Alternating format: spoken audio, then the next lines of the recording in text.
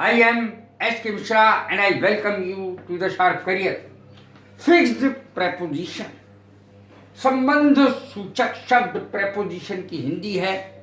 इस वीडियो में फिक्स्ड यानी कौन सी preposition किस वर्ब के साथ आएगी यह हमें पता ही नहीं होता है। कभी कुछ लग जाता है, कभी कुछ लग जाता है, तो परेशानी रहती है। सब बच्चे, सब लोग परेशान रहते हैं, बच्चे नहीं, और अक्सर गलत लगा जाते हैं।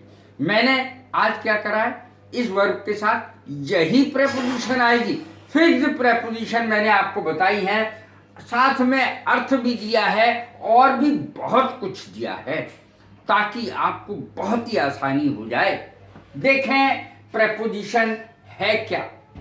प्रेपोजिशन वास्तव में वो शब्द हैं जो किसी भी सेंटेंस में आते हैं, नाउन या प्रोनाउन से पहले आते हैं और उसी वाक्य के किसी अन्य शब्द से संबंध स्थापित करते हैं।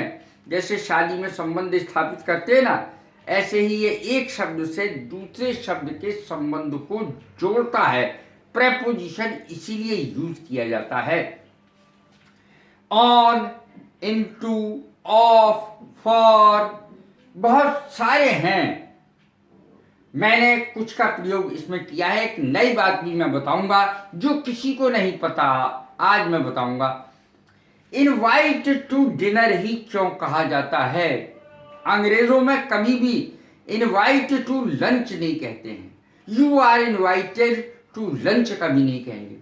You are invited to dinner हमेशा यही बात कहेंगे। तो डिनर ही क्यों कहते हैं भैया?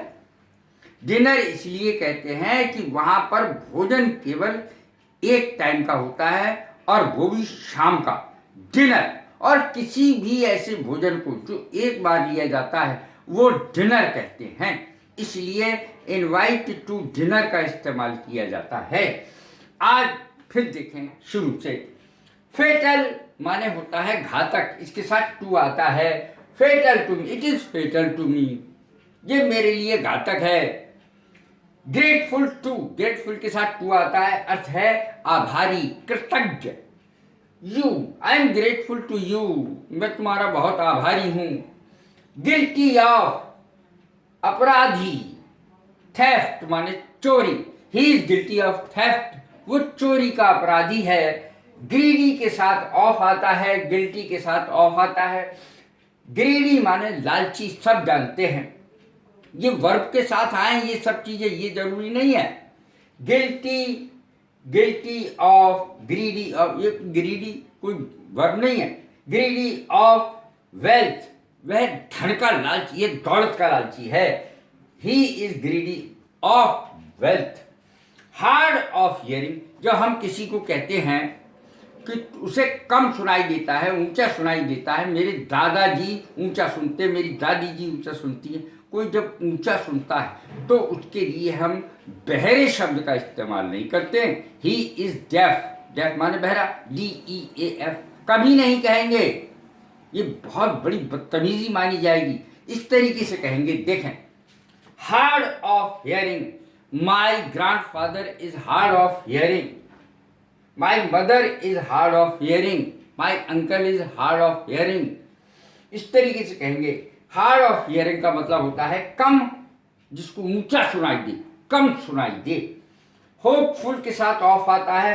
I am hopeful of his success, मुझे उसकी सक्सेस की पूरी आशा है, सफलता की पूरी आशा है। इनडेटेड टू माने ऋणी, इनडेटेड टू हिम, मैं उसका ऋणी हूं। इंडल्ज इन लग्जरीज, लग्जरीज माने ऐशो आराम। डोंट इंडल्ज इन लग्जरीज, रत होना, रत होना इसका अर्थ होता है इंडल्ज इन का। इंफीरियर टू, इंफीरियर और सुपीरियर दो ही शब्द हैं। इंफीरियर टू, उससे घटिया। My table is inferior to this table, इस तरीके से कहेंगे मेरी मेज उस मेज से घटिया है। घटिया शब्द इंफीरियर का अर्थ होता है। इंफीरियर के साथ टू आता है, चाहे सुपीरियर हो चाहे इंफीरियर, टू ही आता है। इंसिस्ट ऑन, जिद करना, बच्चे कहते ही हैं अरे मैं साथ में चलूंगा, पापा मैं तुम्हारे साथ में जाऊंगा। My sis, my son insisted on going with me, जिद करना, आग्रह करना साथ चलने के लिए। तो इस तरीके से इसका प्रयोग होता है इंसिस्ट ऑन का। अब देखें इनवाइट टू, इसके बारे में पहले ही बता चुका हूं। I invited him to dinner, मैंने उसको डिनर पर आमंत्रित किया, यानी शाम के खाने पर आमंत्रित किया। Ignorant of fact, he is ignorant of that fact, वह उस ही अनभिज्ञ है, उसको पता नहीं। इग्नोरेंट माने अनभिज्ञ, उसे पता ही नहीं है। इंटरफियर माने दखल देना, टांग अड़ाना। Interfere in, don't interfere in my affair, affair माने मामला, मेरे मामलों में दखल मत दो। Don't interfere in my affair या अफेयर्स, दखल देना इसका अर्थ होता है इंटरफियर का। इन्वॉल्व इन, फंसना, किसी चीज में फंसना। He is involved in that case, वह उस केस में फंसा हुआ है।